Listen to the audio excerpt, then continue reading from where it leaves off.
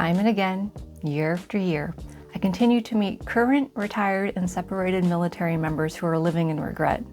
They either didn't lean into the benefits of the military or just didn't know what to do at the time.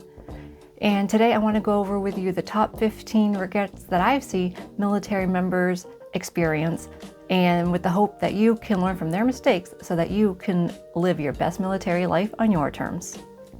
I'm Michelle Masher-Batista with Deliberate Military Experience, and we're going to go over the things that most people don't tell you until it's too late, so let's dive in.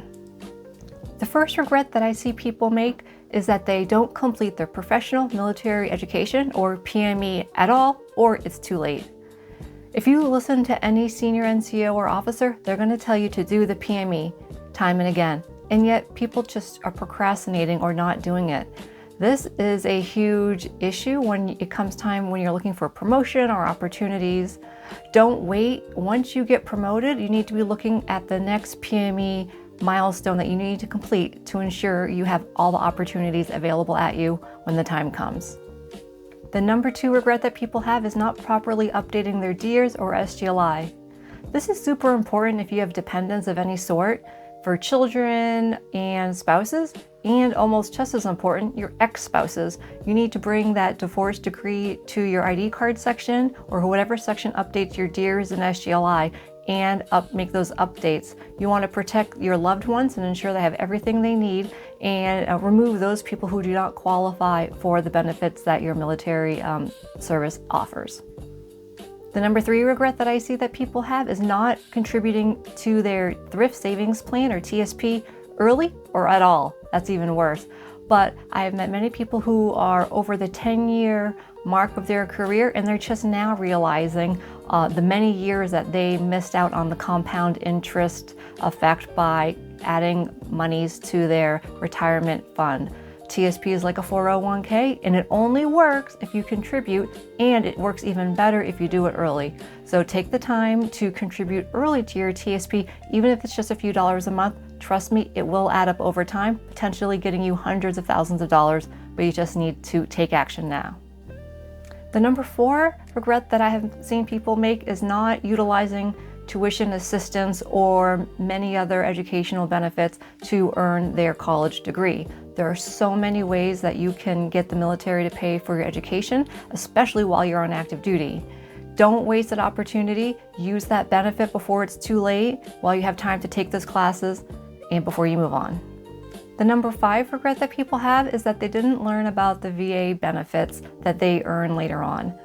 The VA claims process starts the day you get injured, not the day you file. So the soon as you understand how the VA claims process and other benefits that they offer the sooner that you can take advantage of those sorts of things and get all the compensation that you deserve when it's time for you to retire or separate from the military. The number 6 regret that people have ties into the previous, but this one is about holistically taking care of your body. I've met so many military people who are very tough, and they continue to try to be even after they are obviously injured or hurt. Take the time to go see your primary care manager and get things documented. You need to take the time to do this so that you can, like in reference to number 5, make those VA claims down the road. If it's not documented, it absolutely never happened. So you must take care to get it documented and take treatment to try to make things better while you're serving. You can only thank yourself later. The number 7 regret that military members make is not saving enough money or at all. During this last government shutdown, it became very, very apparent that people just were not heeding the advice that so many people in the military and civilian world tell you to do. Save up 3 to 6 months worth of monies so that if something were to happen, you and your family are not at risk.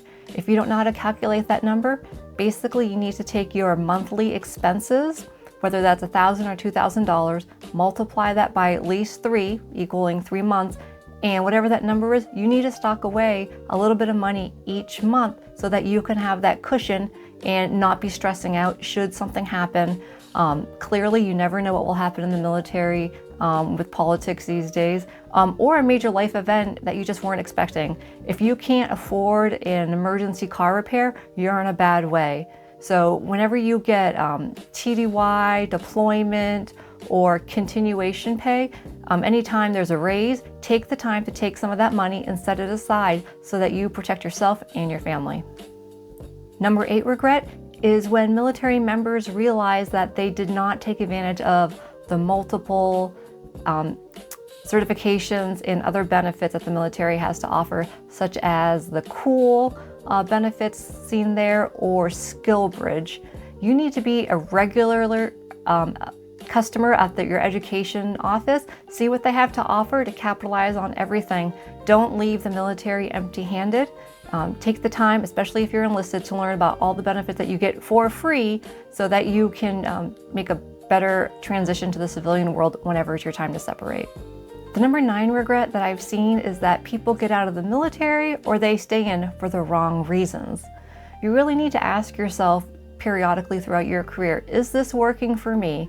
Is there anything I can do to take control or maybe change the situation? I've met people who left the military too soon. They thought that it was the right thing to do when in reality they just didn't take advantage of everything that the military did have to offer that would have improved their transition.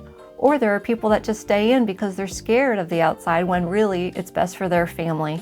You really need to ask yourself early and often, is this working, and what adjustments do I need to make to ensure that you are living your best military life?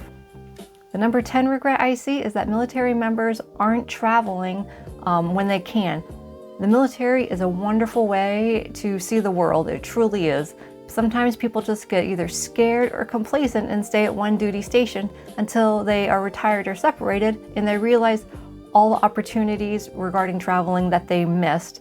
There's travel to Japan, Europe, in the Pacific, across the country. Don't stay at one duty station or avoid a TDY because you're comfortable. Take the time to see what the world has to offer. It's one of the few jobs, the military is one of the few jobs where you can really capitalize on the multiple locations where it has bases. See the world, see what it has to offer. It will make you a better person.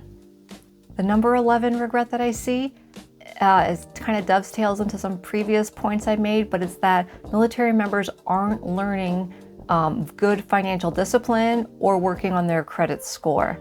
These are life skills regardless if you're in the military or not, but good news is that while you're in the military, you have a lot of educational programs that you can take advantage of, financial counselors that you can connect with. Do the work now to learn what it means to balance your budget, to understand what a good credit score is and what it can do for you. These are life skills that you get to practice while you're in the military, while you have a steady paycheck. So make sure you know what to do and when to do it so that you are set up for success and put out into the civilian world. Number 12 regret that I see across the military is that people are not building a good network or finding mentors. Most people that I've talked to wait until their last 6 months of their military career to find mentors. Don't wait.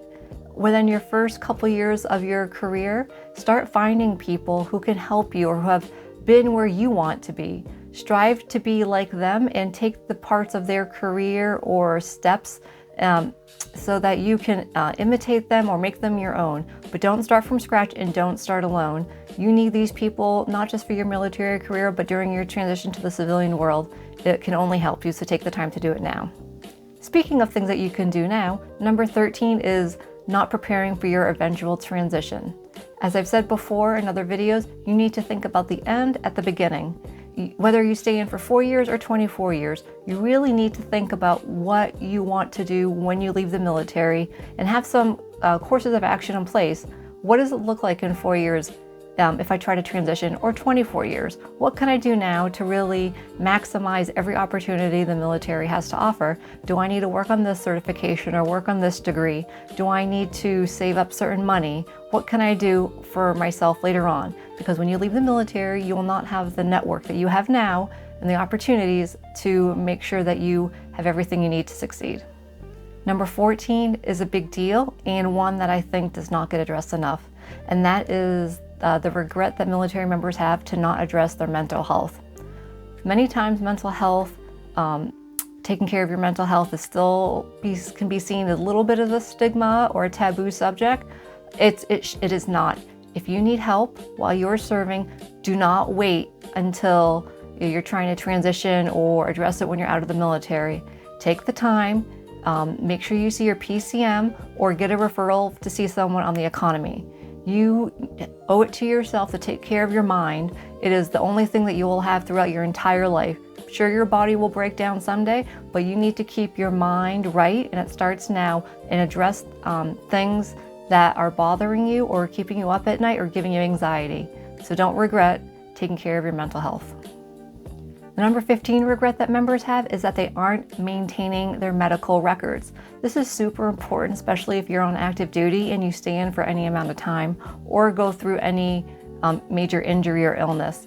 At each duty station, before you leave, not only should you make sure your medical records are up to date from the military medical facility that you were assigned to, you must collect copies of the medical records of any civilian healthcare facility that you may have worked with during a recovering injury or illness.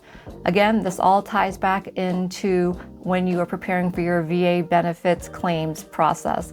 Collect those medical records because it's going to be really hard for you to try to get medical records from your first duty station 15, 20 years ago when that facility may not even exist across the country. So take the time to make that part of your regular battle rhythm during each of your PCSs. These top 15 are the most common regrets that I see across all sorts of military members, whether you're guard, active duty, and whatnot, enlisted or officer. But there's one major regret we didn't talk about, and that's when military members don't properly protect their families. Unfortunately, I have assisted some families that had deaths in the families or major life events, and their families were not properly protected. And it was very difficult and awkward to go through that experience with members. So hopefully by watching this next video here, you can learn on how to protect your family while serving in the military.